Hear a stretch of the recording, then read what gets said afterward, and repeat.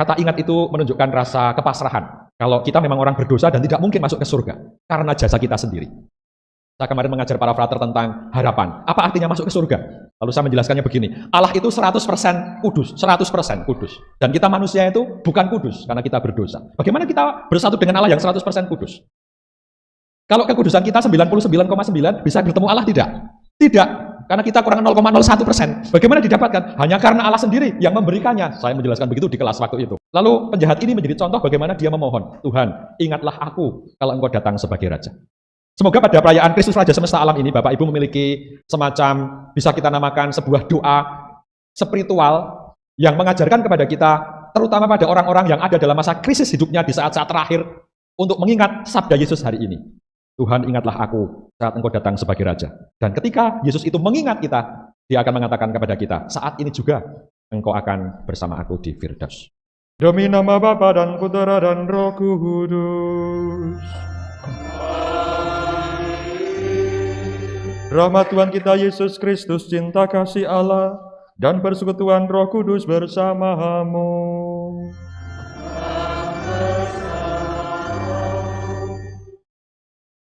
Bapak Ibu saudara-saudari terkasih, selamat pagi berkah dalam.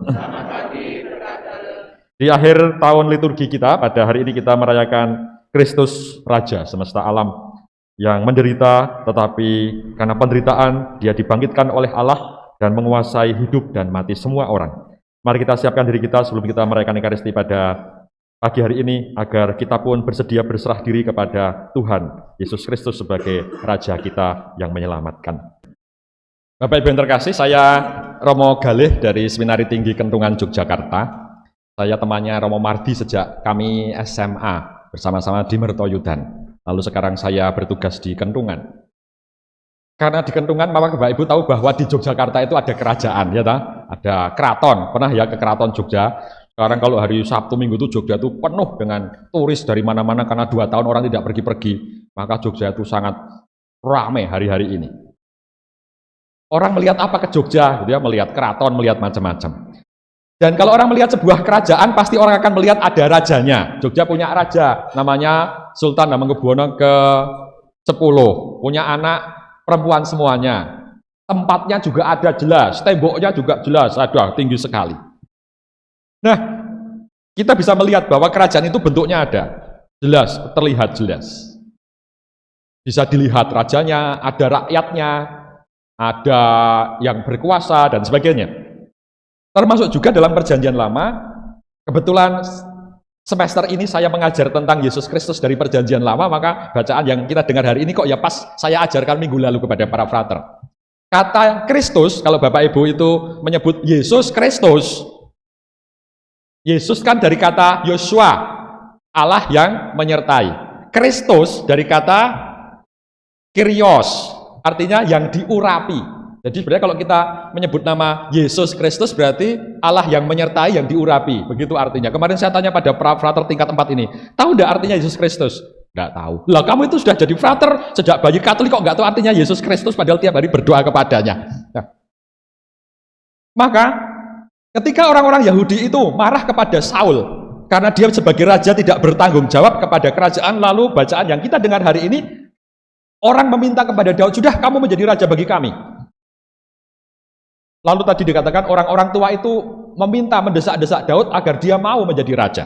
Kenapa? Karena mereka ingin Daud melindungi mereka dari musuh orang-orang Filistin yang tiap hari, kalau Anda baca dari 2 Samuel, diteruskan bagaimana orang-orang di luar Israel waktu itu mengganggu mereka dan mereka merasa tidak aman dalam hidup. Kami butuh raja sekarang ini karena kami merasa diganggu oleh musuh. Lalu dikatakan di sini, lalu dalam kalimat terakhir bacaan hari ini, mereka mengurapi Daud sebagai seorang raja. Apa fungsi raja di situ? Melindungi orang dari bahaya maut, melindungi rakyatnya agar wilayahnya tidak dicaplok oleh negara lain, gitu ya. Maka raja itu punya fungsi yang sangat jelas dalam Perjanjian Lama. Ada tempatnya, ada wilayahnya. Tetapi ketika kita beralih dari bacaan pertama menuju bacaan Injil, Anda bisa melihat ketika Yesus menjadi raja semesta alam, mana wilayahnya? Orang bingung. Mana kerajaanmu tidak ada di dunia? Bahkan kalau Anda masih ingat ditanya oleh Pilatus, Manakah kerajaanmu kalau engkau raja? Apa jawab dia? Kerajaanku bukan dari sini. Lalu Pilatusnya bingung lah, kok kamu raja? Bagaimana mungkin? Gitu ya.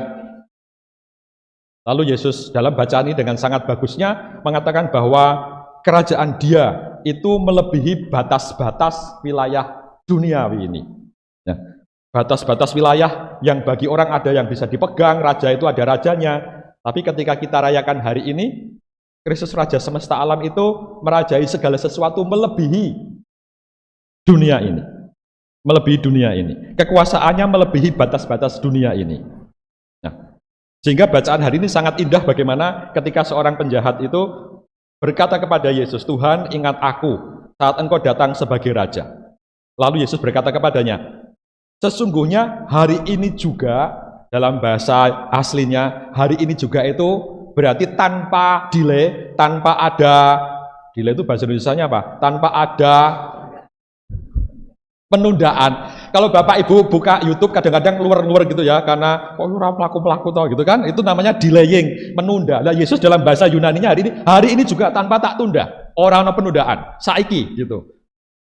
Jadi bahasa Yesus itu sangat jelas sekali. Dia bukan seorang yang hanya perantara. Nanti ya, kamu akan ikut saya ke surga tapi aku izin Bapakku Allah dulu, enggak. Dia punya kuasa sungguh hari ini juga. Tanpa harus minta izin. Itu yang dia katakan. Bagaimana dia punya kuasa atas hidup dan mati seseorang. Saudara-saudari yang terkasih, kalimat ini mengingatkan kita bahwa bagaimana kuasa Allah itu melebihi hidup kita di dunia. Biasanya kami yang tugas di Seminari Tiga Kentungan itu tiap hari kami misa di Panti Rapih jam 5:30. Suatu saat saya misa di Panti Rapih, lalu ada umat ketemu saya. Romo, suami saya itu sudah berhari-hari, bahkan hampir 2 bulan di ICU. Tidak sadar. Doanya apa ya Romo gitu ya. Lalu saya ingat kata-kata penjahat hari ini. Bukan karena dia penjahat Bapak Ibu, tapi saya ingat karena kata-kata, Bu, biasanya orang itu begitu lamanya karena tidak bisa berpasrah. Gitu tahu? Tidak bisa berpasrah. Kalau Bapak Ibu, saudara-saudari itu punya saudara yang hampir meninggal dan Anda sebagai orang Katolik, berdoalah pakai Injil Lukas hari ini. Diajak untuk pasrah. Bu, katakan, Tuhan, semoga suami saya ini bisa berpasrah. Ingatlah kami ya Tuhan, saat Engkau datang sebagai Raja. Doakan itu coba tiap hari di telinganya gitu. Lalu ibu itu mempraktekkan. Dan beberapa minggu kemudian ibu itu ikut misa lagi ke Panti Rapih ketemu saya. Dan dia datang lagi, Romo, matur nuwun, suami saya sudah kembali. Dia sudah pasrah berdoa selama 3 minggu. Seringkali orang tidak mudah untuk pasrah ketika di masa-masa kritis terakhir. Pasti orang takut, wong saya juga takut. Ya, Anda pun pasti takut. Tapi bacaan hari ini sungguh mengajak kita. Kalau Anda rasakan hari ini, penjahat saja nih. Ini kan yang penjahatnya kan ada 2. Yang satu ngomong, coba kalau kamu sebagai Mesias tunjukkan kamu menyelamatkan kami. Dia mengejek. Sedang yang satu lagi, sudahlah kita itu memang orang jahat. Maka kita hanya bisa berpasrah. Lalu penjahat yang satu itu sadar betul, aku ki wong dosa ora iso mlebu surga. Dan dia berpasrah, Tuhan, ingat saja saya. Tolong diingat saja. Kalau engkau nanti datang. Lalu Yesus jawabnya indah sekali. Aku akan mengingat kamu, gitu ya. Saat ini juga engkau masuk ke surga. Maka Bapak Ibu Saudara-saudari, saya mengajak Anda nanti malam kalau mau tidur, katakanlah doa di bacaan hari ini. Tuhan, ingat saya. Tuhan, ingat keluarga saya. Ingat saudara-saudari saya yang hampir di ajalnya kalau engkau datang sebagai Raja. Kata ingat itu menunjukkan rasa kepasrahan. Kalau kita memang orang berdosa dan tidak mungkin masuk ke surga karena jasa kita sendiri. Saya kemarin mengajar para frater tentang harapan. Apa artinya masuk ke surga? Lalu saya menjelaskannya begini. Allah itu 100% kudus, 100% kudus. Dan kita manusia itu bukan kudus karena kita berdosa. Bagaimana kita bersatu dengan Allah yang 100% kudus? Kalau kekudusan kita 99,9 bisa bertemu Allah tidak? Tidak. Karena kita kurang 0,01%. Bagaimana didapatkan? Hanya karena Allah sendiri yang memberikannya. Saya menjelaskan begitu di kelas waktu itu. Lalu penjahat ini menjadi contoh bagaimana dia memohon, Tuhan, ingatlah aku kalau engkau datang sebagai Raja.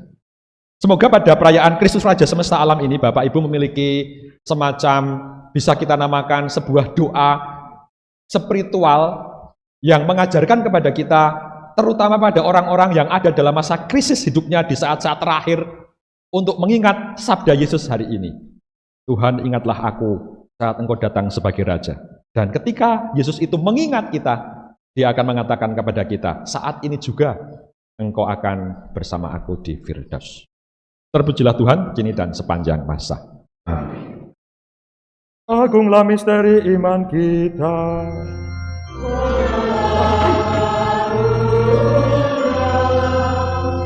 Selamatkanlah kami, karena melalui salib dan kebangkitan-Mu, Engkau telah membebaskan kami.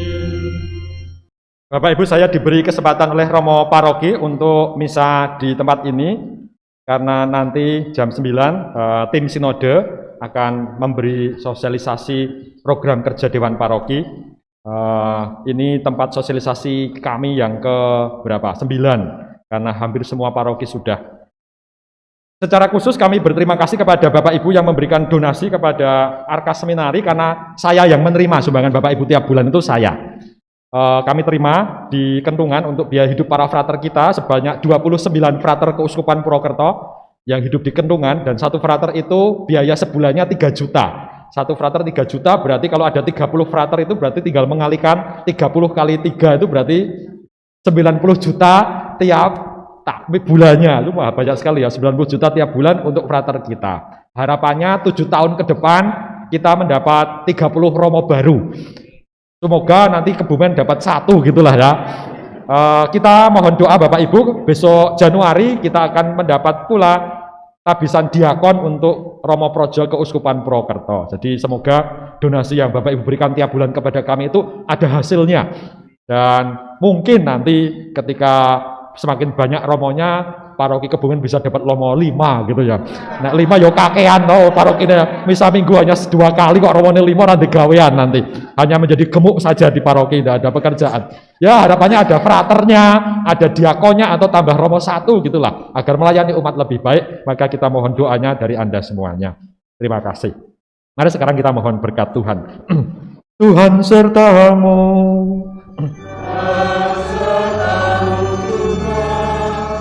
Semoga kita semua, orang-orang yang kita doakan dan seluruh karya kita sepanjang hari ini diberkati oleh Allah yang Maha Kuasa, Bapa dan Putra dan Roh Kudus. Amin. Pergilah dalam damai, Ekaristi sudah selesai. Syukur kepada Allah.